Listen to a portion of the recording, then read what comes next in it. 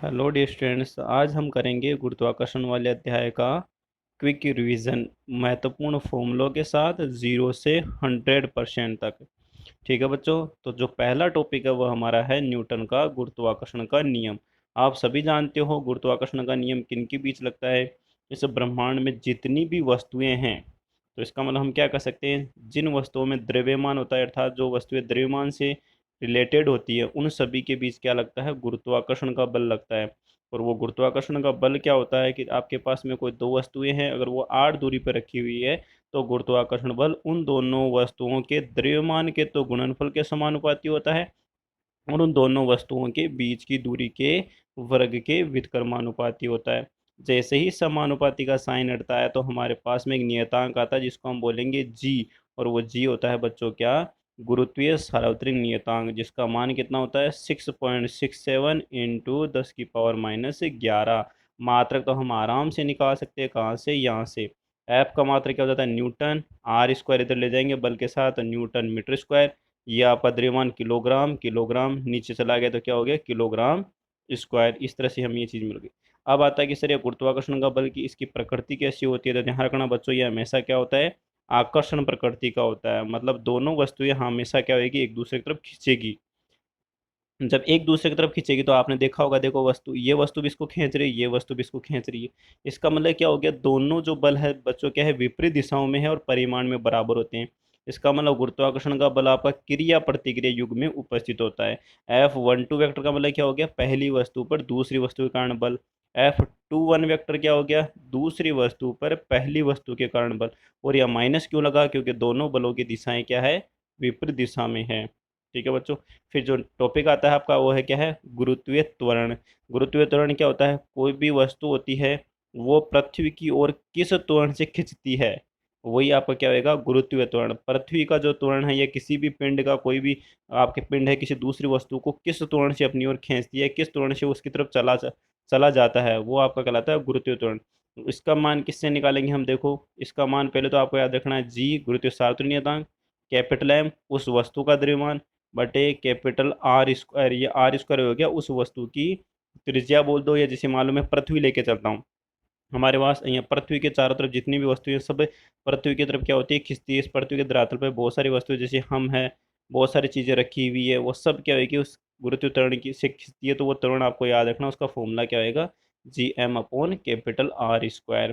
ठीक है, अब ये आया कैसे सर, स्मॉल जी की वैल्यू का फॉर्मूला देखो बच्चों, यहाँ से एफ बराबर हमारे पास फॉर्मूला क्या था, G M1 M2 divided by R square. इस एफ की जगह हम क्या ले सकते हैं, mg। किसी भी वस्तु का भार कितना होता है, mg, और भार और बल एक ही बात है। ठीक है, तो जैसे हम यहाँ बायां पक्ष और दायां पक्ष देखते हैं, m से m कैंसिल हो गया। अब आपको यहाँ पे नजर आ रहा होगा g इक्वल टू क्या आ रहा है, G M upon R square, G M upon R square. तो यहाँ पर ये गुरुत्व त्वरण का मान आ गया, ये गुरुत्व त्वरण पृथ्वी के धरातल पर है। ध्यान रखना, यहाँ स्मॉल आर स्क्वायर लिखूंगा अगर मैं नीचे, तो इसका मतलब ये दूरी हो जाएगी पृथ्वी के केंद्र से, दूरी हो जाएगी किसी भी वस्तु की। यहाँ कैपिटल आर है पृथ्वी की त्रिज्या, इसका मतलब G M upon capital R square. ये जो त्वरण है ये पृथ्वी की सतह पर है और ये सबसे अधिकतम होता है, इसका मान 9.8 होता है, आप सभी जानते हो। जैसे हम पृथ्वी का द्रव्यमान कैपिटल एम रखते हैं, ठीक है, कैपिटल आर पृथ्वी की त्रिज्या रखते हैं 6400 किलोमीटर, इस तरह पूरा सोल्व करते हैं, जी का मान रखते हैं, तो जी का स्मॉल जी का मान आ जाएगा 9.8 मीटर पर सेकेंड स्क्वायर। ठीक है बच्चों, नेक्स्ट स्लाइड पे चलते हैं। और ये जो आपको फॉर्मूला यहाँ नजर आ रहा होगा, ये घनत्व के टर्म में। अब घनत्व कैसे निकालते हैं आप सभी जानते हो, द्रव्यमान होता है उसको आप घनत्व के टर्म में निकालो। आयतन, पृथ्वी का आयतन कितना ले लेंगे, 4/3 पाई r क्यूब।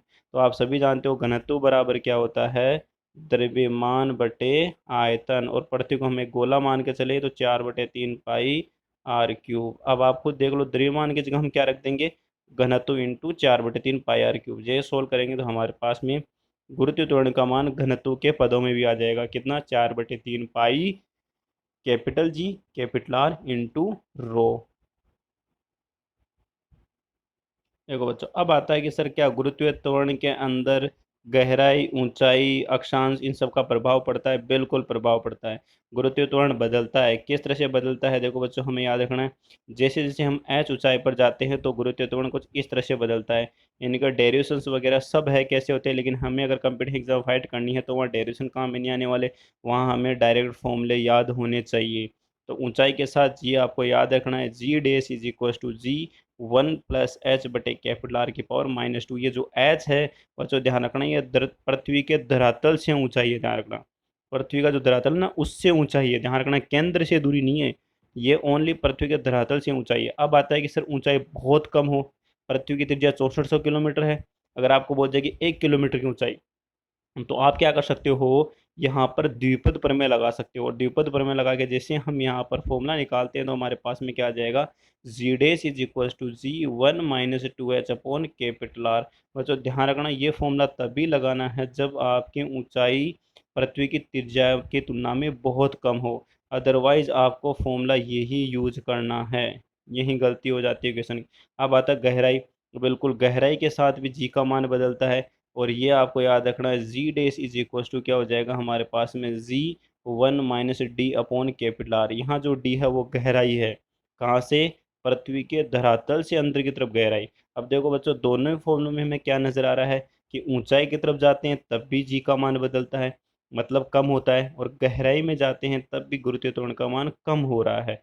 अब दोनों में अगर कंपैरिजन करेंगे सर सबसे ज्यादा कमी किस चीज में आ रही है, देखो बच्चों यहाँ पर इस फॉर्मूले में -2h अपॉन कैपिटल आर, इसमें है d अपॉन कैपिटल आर।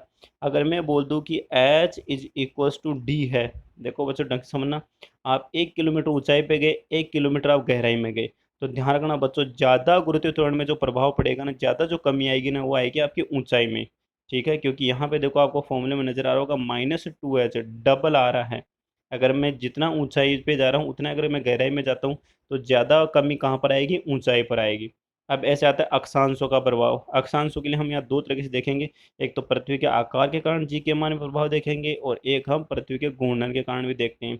तो पृथ्वी के आकार के कारण तो आपको याद रखना है, ये पृथ्वी को हम गोला नहीं मानते, एक टाइप से ओवल शेप में मानते हैं, अंडाकार शेप में मानते हैं। ठीक है बच्चों, तो ये जो है ना आपकी, ये तो हो गया आपकी विषुवत रेखा, और ये हो गई आपकी ध्रुव वाली रेखा। ठीक है ना, तो आप जैसे ही विषुवत रेखा या भूमध्य रेखा पे देखते हो तो यहाँ की जो त्रिज्या है ये पूरी इसका, और ये जो ध्रुव वाली रेखा है आपकी निरक्षीय रेखा है, इनके बीच अगर इनकी त्रिज्याओं का हम कंपेयर करें, ध्यान रखना बच्चों, भूमध्य रेखा की जो लंबाई है, भूमध्य रेखा की जो त्रिज्या की लंबाई है, वो ध्रुवों वाली जो त्रिज्या की लंबाई उससे 2 किलोमीटर ज़्यादा होती है।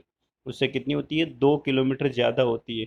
अब जब आपको पता ही लग गया कि सर जब त्रिज्या में ही अंतर आ गया तो स्मॉल जी में तो वैसे भी अंतर आएगा, क्योंकि स्मॉल जी बराबर क्या था, G M upon capital R square.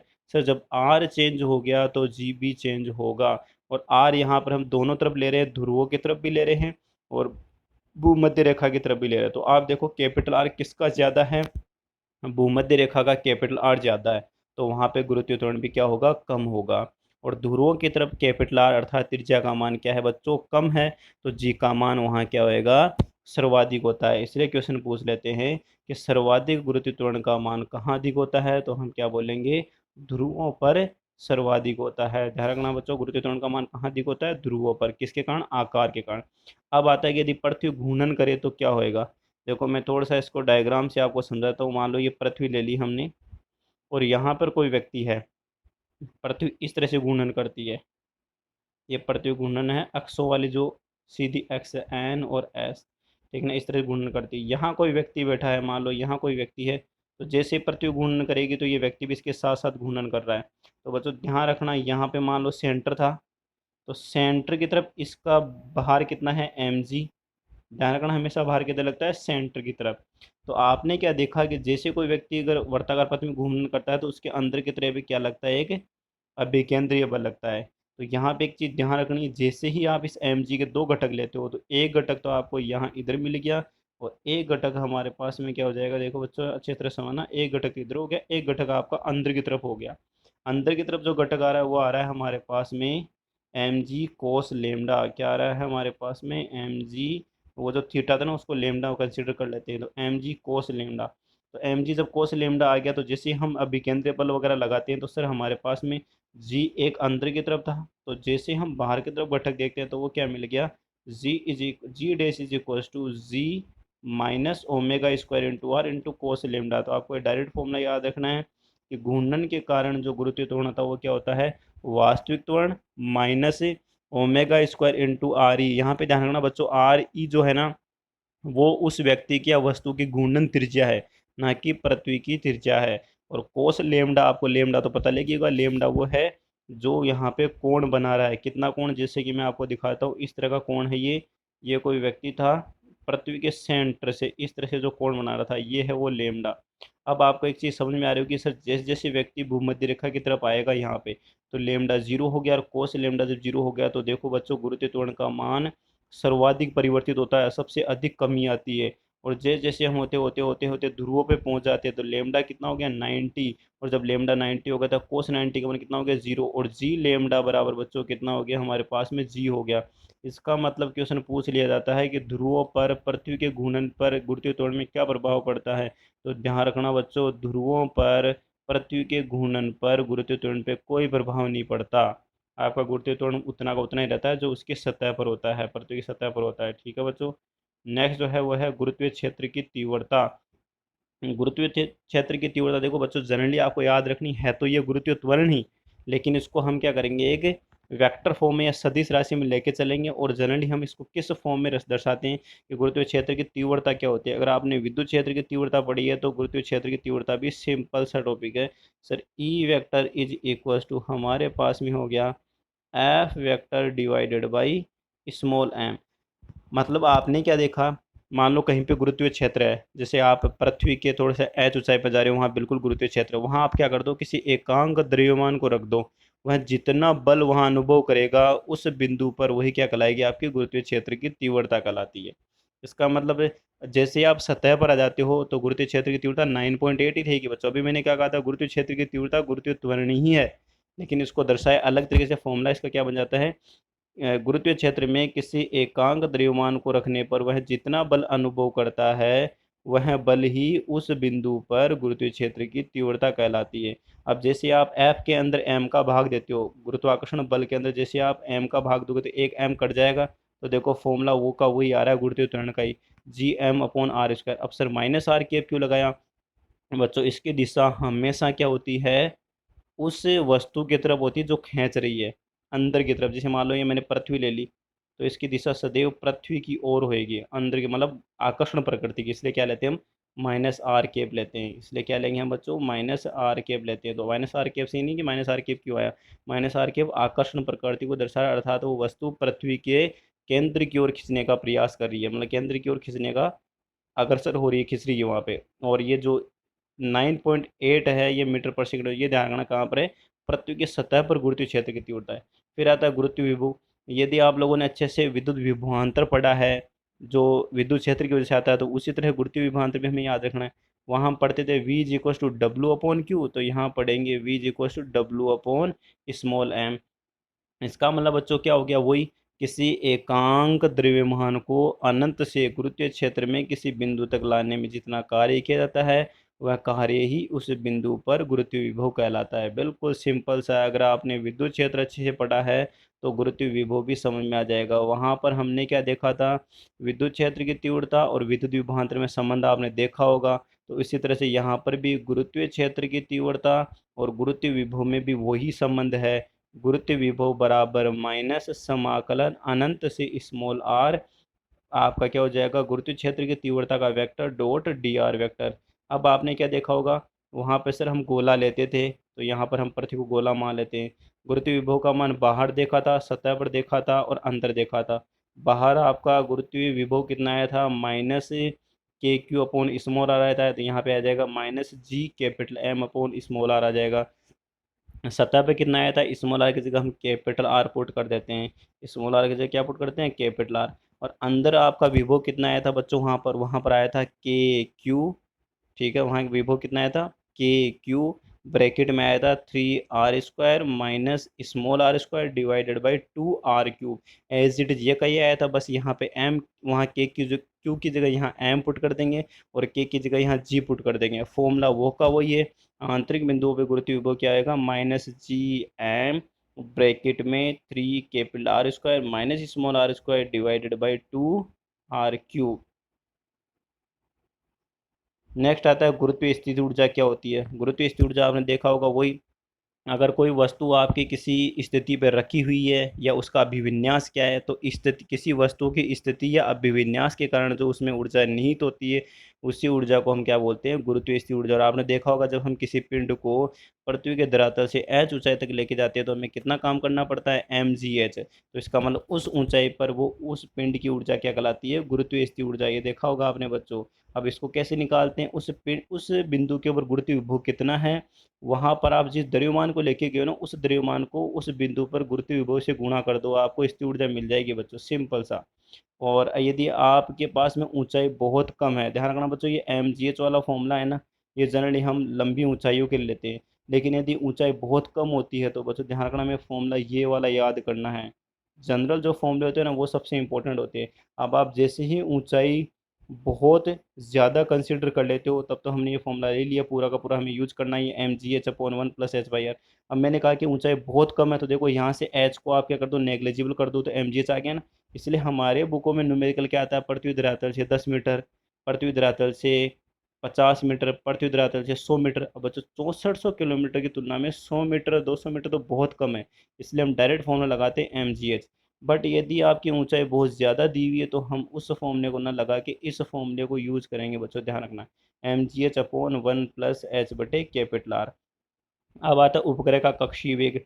मान लो ये पृथ्वी है और पृथ्वी के चारों ओर तरफ आपका एक कोई उपग्रह चक्कर लगा रहा है, तो वह किस वेग से चक्कर लगा रहा है कि उस कक्षा में बना हुआ है, उस वेग को ही हम क्या बोलेंगे, कक्षीय वेग।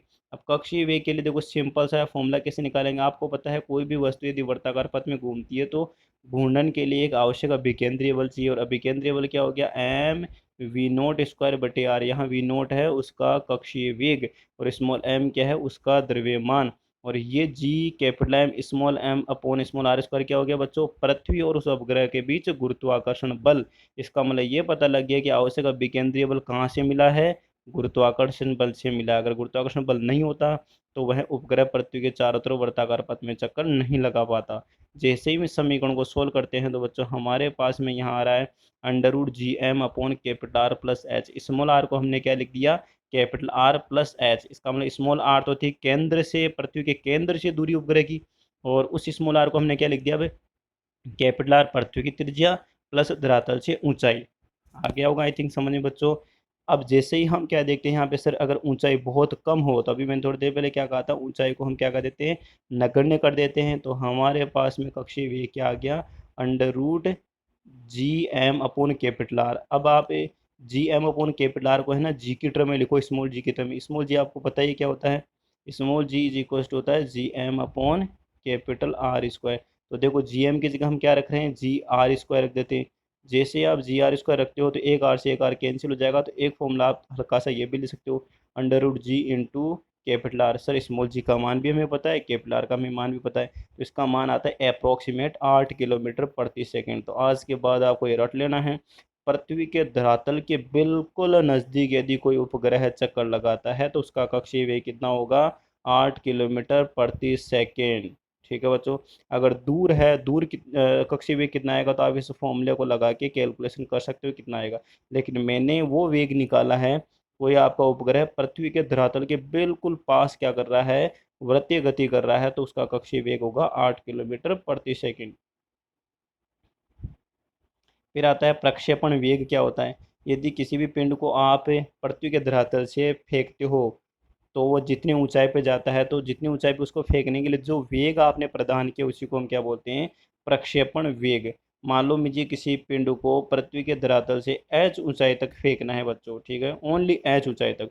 तो आपको पता लग गया होगा, देखो पृथ्वी के धरातल पर उस पिंड की क्या होगी, स्थितिज ऊर्जा होगी। देखो बच्चों इसको अच्छी तरह समझना, यहाँ पर मान लो कोई पिंड है, इसको h ऊंचाई पर हमें प्रेक्षित करना है। तो बस ध्यान रखना, यहाँ धरातल पर कौन कौन सी ऊर्जाएं हैं, अभी स्थिति ऊर्जा है, गुरुत्व स्थिति ऊर्जा, और वो कितनी हो जाएगी, -G small m upon capital R। स्थिति ऊर्जा भी आपको याद रखनी है, ठीक है ना। अभी जो हमारे पास mgh फॉर्मूला है तो उसको चेंज कर सकते हैं। गुरुत्व स्थिर ऊर्जा धरातल पे कितनी होती है, -g capital M small M divided by capital R. यहाँ पे जैसे हम एच ऊंचाई पर लेके जाएंगे तो यहाँ पे गुरुत्व स्थिर ऊर्जा कितना हो जाएगी, G capital M small M divided by capital R plus H. अब आपने क्या देखा बच्चों, यहाँ पे दो गुरुत्व स्थिर ऊर्जा होगी, एक तो धरातल पर और एक यहाँ पे एच ऊंचाई पर। लेकिन धरातल पे हम उसको वी वेग से फेंकेंगे तो यहाँ पे कौन सी ऊर्जा होगी, गतिज ऊर्जा। इसका मतलब बच्चों एक चीज ध्यान रखना है, यहाँ की जो कुल ऊर्जा है गुरुत्वीय ऊर्जा प्लस आपकी गतिज ऊर्जा, स्थिर ऊर्जा प्लस गति ऊर्जा, वो किसके बराबर होनी चाहिए, इस पॉइंट बी पॉइंट के ऊपर या एच ऊंचाई पर गुरुत्वीय ऊर्जा के बराबर होनी चाहिए। यहाँ फॉर्मूला लगेगा बच्चों, ध्यान रखना, ऊर्जा संरक्षण के नियम से। यहाँ पे धरातल पे कुल ऊर्जा बराबर आपकी एच ऊंचाई पर ऊर्जा। तो देखो बच्चों यहाँ पर ऐसे ही किया है, half M V P square, ये धरातल पे ऊर्जा हो गई। और आपके पास में बच्चों देखो ये दिया हुआ ना -gm/कैपिटल आर, आप इसको इधर ले आओ तो प्लस हो जाएगा ये।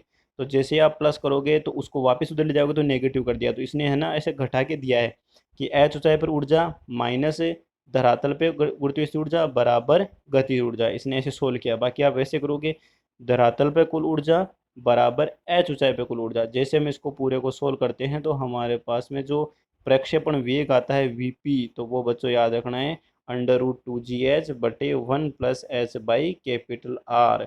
ये भी फॉर्मूला बहुत इंपॉर्टेंट है, √2gh डिवाइडेड बाई 1+h/कैपिटल आर, पूरे पे रूट है, ध्यान रखना बच्चों, ठीक है। ये प्रक्षेपण वेग हो गया। अब आता है चक्रण काल। चक्रण काल बोले तो आवर्त काल। आपका कोई भी उपग्रह है, पृथ्वी के चारों तरफ मान लो चक्कर लगाता है, तो वह पूरा एक चक्कर कितने समय में लगाता है, उसको हम क्या बोलेंगे, आवर्तकाल। इसको कैसे फाइंड आउट करेंगे, देखो बच्चों, जब चक्कर लगाएगा, मान लो ये पृथ्वी होगी, पृथ्वी के केंद्र से कितनी दूरी पर चक्कर लगा रहा है, स्मॉल आर दूरी पे। तो सबसे पहले देखो दूरी कितनी हो गई, 2πr। कितनी दूरी हो गई बच्चों, 2πr। वेग बराबर आप सभी जानते हो, सॉरी आवर्तकाल बराबर आप सभी जानते हो दूरी बटे वेग होता है। तो सर दूरी तो हो गई पूरे वर्ताकार पथ की परिधि 2πr, और वेग हमने क्या ले लिया, उसका कक्षीय वेग v0।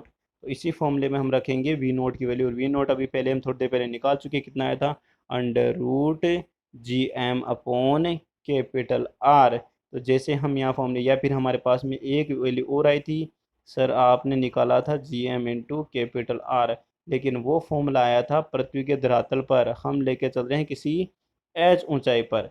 तो जैसे ही आप v0 का मान किस तरह से रखोगे, आप v0 का मान रखोगे √gm/, की जगह हम क्या रख देंगे, कैपिटल आर प्लस एच। ये अभी हमने थोड़ी देर पहले कक्षीय वेग देखा था एच ऊंचाई पर। तो यहाँ पे v0 की जो वैल्यू है, ये रे v0 की वैल्यू, जैसे यहाँ पुट करते हो तो अब जैसे आपको यहाँ रूट दिया हुआ है, जी का रूट हटाने के लिए t² करते हो, और आर एच की वैल्यू को बहुत नगण्य करते हो, तो हमारे पास में टाइम कितना आ रहा है बच्चों, 1.5 आवर आ रहा है। लगभग 1.5 घंटे के आसपास क्या लगेगा, टाइम लगेगा बच्चों। अब ध्यान रखना, यहाँ पे बोला ना ऊंचाई पृथ्वी की त्रिज्या में बहुत कम है, इसका मतलब ये आवर्तकाल भी आपको याद रखना है। कोई उपग्रह पृथ्वी के धरातल के बिल्कुल नज़दीक यदि चक्कर लगाता है तो वह 1 घंटे में, सॉरी 1.5 घंटे में पूरा एक चक्कर कवर कर लेगा। यदि आपको पृथ्वी के धरातल से दूर जाना है तो आपको ऊंचाई भी फिर मेंशन करनी पड़ेगी, ठीक है बच्चों। नेक्स्ट आता है उपग्रह की गतिज ऊर्जा क्या होती है। यदि कोई उपग्रह है पृथ्वी के चारों तरफ चक्कर लगा रहा था बच्चों, देखो उसकी गतिज ऊर्जा भी है, उसकी क्या है, गतिज ऊर्जा भी है। अब उसकी गति ऊर्जा हम किस तरह से निकालते हैं, आपको एक चीज़ ध्यान रखनी है। सर इसकी गति ऊर्जा निकालने के लिए हमें क्या करना पड़ेगा, यहाँ पर गति ऊर्जा का फॉर्मूला वैसे तो हमें पता ही है, कितना होता है बच्चों, हाफ एम v0 स्क्वायर। और यहाँ v0 क्या है, कक्षीय वेग, जिस वेग से वो पृथ्वी के चारों तरफ चक्कर लगा रहा है वही तो वेग यहाँ लेना पड़ेगा ना। तो गति ऊर्जा क्या होती है, हाफ एम v0 स्क्वायर। और ये आपको याद रखनी है स्थिर ऊर्जा के टर्म में, तो ये याद रखनी है G capital M small M divided by 2 into small R. Small R यहाँ पर है पृथ्वी के केंद्र से दूरी। यदि बिल्कुल वो पृथ्वी के धरातल पे चक्कर लगा रहा है तो उसकी जो आपकी गति ऊर्जा हो जाएगी बच्चों, हो जाएगी gm/m divided by 2 capital R. फिर आते हैं उपग्रह की स्थिति ऊर्जा। उपग्रह की स्थिति ऊर्जा भी आपको याद रखनी है, मैंने भी थोड़ी देर पहले फॉर्मूला भी बताया था, -g capital M small M divided by small R, ठीक है। इसी तरह से आपकी हो जाएगी बंधन ऊर्जा। बंधन ऊर्जा बच्चों ध्यान रखना टोटल ऊर्जा होती है जिस ऊर्जा से आपका उपग्रह पृथ्वी के चारों तरफ चक्कर लगाता है या उस ऊर्जा से बंधा हुआ रहता है, या इतनी ऊर्जा दे दो कि वह उस कक्षा को छोड़ के चला जाए। तो ध्यान रखना बंधन ऊर्जा हमेशा धनात्मक होती है, क्योंकि उपग्रह की कुल ऊर्जा ऋणात्मक होती है। और इसका मतलब जितनी ऊर्जा आपकी ऋणात्मक होती है उतनी ही आपको धनात्मक ऊर्जा देनी पड़ेगी। तो आज के बाद ये फॉर्मूला याद रखना कि क्वेश्चन आया हुआ है कंप्यूटर एग्जाम में कि एक उपग्रह है और किसी कक्षा में चक्कर लगा रहा है, तो उसे कितनी ऊर्जा दी जाए कि वह कक्षा को छोड़ के चला जाए। तो हमें क्या याद रखना है, half GMM upon small R. Next आता है प्लाइन वेग। प्लाइन वेग आप सभी जानते हो क्या होता है। किसी भी वस्तु को यदि हमें पृथ्वी के धरातल से इतना वेग दे कि वह गुरुत्वाकर्षण या गुरुत्वीय क्षेत्र को छोड़कर हमेशा के लिए क्या हो जाए, पार हो जाए, वापस लौट के नहीं आए, उस वेग को ही हम क्या बोलते हैं, प्लाइन वेग। अब प्लाइन वेग का फॉर्मूला कैसे निकालते हैं, अभी मैंने थोड़ी देर पहले यहाँ पे ऊर्जा संरक्षण का नियम लगेगा। मान लो धरातल से हमने किसी पिंड को फेंका और उसको अनंत पे फेंक दिया, अनंत पे टोटल जो ऊर्जा होती है बच्चों कितनी होती है, जीरो। तो यहाँ की कुल ऊर्जा कितनी हो गई हमारे पास में, हाफ एम वी स्क्वायर को मैंने लिख दूँ VE एक्स कैप है, ठीक है ना, प्लाइन वेग प्लस यहाँ पे गुरुत्वीय ऊर्जा कितनी होती है, -G capital M small M divided by capital R. और आपके अनंत की ऊर्जा कितनी हो जाएगी, जीरो। जैसे ही आप इसे टर्म को उधर लेके जाते हो तो ये टर्म क्या हो जाएगी, धनात्मक। एम से आपका एम कट जाएगा। और जैसे हम फॉर्मूले को सोल्व करते हैं तो बच्चों आपके पास में आ रहा होगा प्लाइन वे का फॉर्मूला क्या हो गया, √2G capital M upon capital R. वही GM अपॉन कैपिटल आर को स्मॉल जी के टर्म में हम लिखते हैं तो क्या आ रहा है, √2G कैपिटल आर। घनत्व के टर्म में लिखने की कोई ज़रूरत नहीं है, आपको इस तरह से रहने देते हो डेंसिटी। अब एक चीज़ समझ में आ रही होगी सर, अभी हमने कक्षीय वेग देखा था, बिल्कुल पृथ्वी के धरातल पर जब कोई उपग्रह है परिक्रमा करता है तो उसका कक्षीय वेग आया था only √G into small R. इसका मतलब सर यदि हम इसको √2 से गुना कर दे तो ये तो बिल्कुल कक्षीय वेग ही बन गया, सॉरी प्लाइन वेग ही बन गया। इसका मतलब बच्चों एक चीज़ ध्यान रखनी है आपको, प्लाइन वेग कक्षीय वेग का √2 गुना होता है। लाइन वेग कक्षीय वेग, और कौन से कक्षीय वेग की बात कर रहा हूँ, बिल्कुल पृथ्वी के धरातल के नज़दीक वाले कक्षीय वेग की बात कर रहा हूँ। तो उस कक्षीय वेग का अगर हम √2 गुना कर दें तो आपका प्लाइन वेग बन जाता है। इसका मतलब ये भी क्वेश्चन पूछा गया है कि कोई उपग्रह है पृथ्वी के नज़दीक 8 किलोमीटर प्रति घंटे की रफ्तार से चक्कर लगा रहा है, तो उसे कितना वेग दिया जाए कि वह कक्षा को छोड़कर चला जाए। तो बच्चों आप उसको √2 से गुना करके देख लो, 11.2 किलोमीटर आ जाएगा आपका।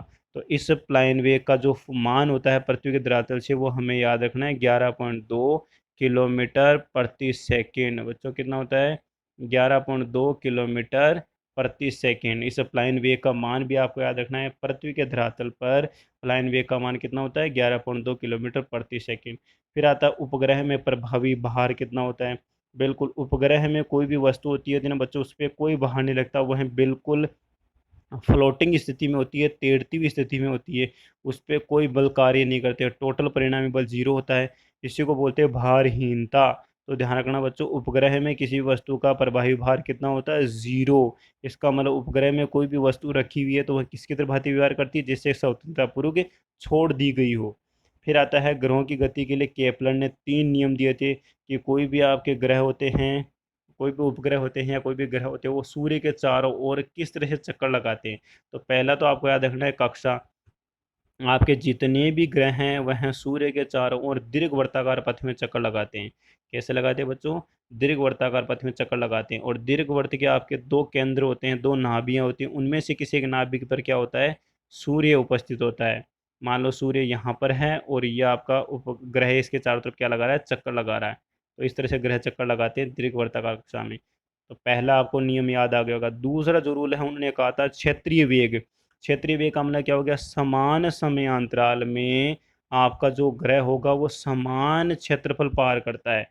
कैसे, देखो बच्चों मैं आपको यहाँ समझा देता हूँ।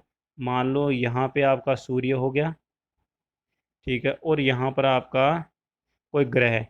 ग्रह और सूर्य को मिलाने वाली जो एक्स है या जो लाइन है वो किसी डेल्टा टी समय मान लो इतना क्षेत्रफल पार करती है इस जगह पर। जैसे मैं इधर आ गया तो वही डेल्टा टी समय आपको इधर लेना है, तो ये वाला क्षेत्रफल और ये वाला क्षेत्र बच्चों बराबर होएगा। इसका मतलब सर ये कब पॉसिबल हो सकता है, जब दूर आपका उपग्रह अगर आपका ग्रह अगर सूर्य से दूर होता है तो उसकी जो चाल होती है वो धीरे होती है, और जब वह बिल्कुल सूर्य के नज़दीक आ जाता है तो उसकी चाल बढ़ जाती है, ध्यान रखना बच्चों। लेकिन क्षेत्रीय चाल नियत होती है। क्षेत्रीय चाल का मतलब होता है प्रति एकांक समय में क्षेत्रफल पार करने की जो रेट है उसको बोलते हैं हम क्षेत्रीय चाल, dA/dt। ये नियत रहेगी बच्चों, ध्यान रखना। एक आता है आपका आवर्तकाल वाला। अभी मैंने थोड़ी देर पहले क्या कहा था, आपका ये दीर्घवृत्ताकार पथ हो गया, यहाँ पे मान लो आपका सूर्य है, और ये वाली जो दूरी है ना आपकी, मान लो ये स्मॉल आर है। तो ये जो दूरी है ना बार बार बदल रही है, तो इसका हम एवरेज लेते हैं, औसत लेते हैं। तो इसका मतलब जो आवर्तकाल है पूरा, ये जो ग्रह है सूर्य के चारों, तो पूरा एक चक्कर लगाने में जो समय लगता है उसका स्क्वायर, मतलब आवर्तकाल का स्क्वायर समानुपाती होगा आर क्यूब के। समानुपाती होगा बच्चों आर क्यूब के। और यहाँ पे जो आर होता है ना, ये R1+R2/2 लेते हैं। R1+R2 क्या होता है, एक तो होती है दीर्घ अक्ष, एक होती है लघु अक्ष। तो दीर्घ अक्ष की त्रिज्या और लघु अक्ष की त्रिज्या, आपने देखा होगा दीर्घवृत्त में दो अक्ष होती है, ये लघु अक्ष हो गई, या सॉरी ये दीर्घ अक्ष हो गई और ये लघु अक्ष हो गई। तो लघु अक्ष और दीर्घ अक्ष का क्या लेते हैं हम, औसत लेते हैं, वो है आपका स्मॉल आर। तो यहाँ पर वही है, आवर्तकाल का जो वर्ग है आपके ग्रह और सूर्य को जोड़ने वाली जो लाइन है उसकी दूरी के घन के समानुपाती होता है। तो ये बच्चों था चैप्टर गुरुत्वाकर्षण, जिसका हमने क्विक रिवीजन कर लिया। नेक्स्ट लेक्चर में हम इस पे बेस्ड जितने भी न्यूमेरिकल्स है जो अब तक 1990 से लेकर अब तक IIT JEE मेंस नीट वगैरह में आए हुए हैं उन सबको डिस्कस करेंगे।